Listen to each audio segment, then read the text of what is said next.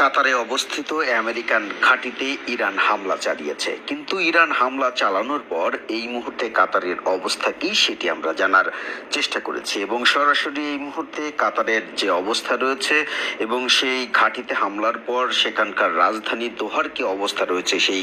দৃশ্য আপনাদেরকে দেখানোর চেষ্টা করছি এই মুহূর্তে প্রবাসীদের মাধ্যমে। এবং প্রবাসীরা সেখানকার ভিডিও আমাদেরকে পাঠিয়েছেন এবং তারা দেখানোর চেষ্টা করছেন যে এই মুহূর্তে কাতারের যে রাজধানী দোহা রয়েছে সেই দোহার অবস্থা কি রয়েছে। সেখানে গাড়ি ঘোড়া কিন্তু চলাচল করছে এবং তার চেয়ে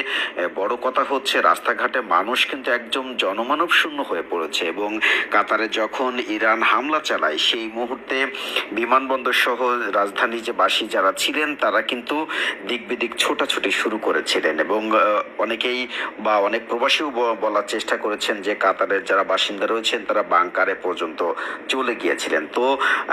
বাংকারে যাওয়ার পরেও হচ্ছে এই মুহূর্তে কাতারের যে রাজধানী রয়েছে সেই শহরে কিন্তু গাড়ি ঘোড়াগুলো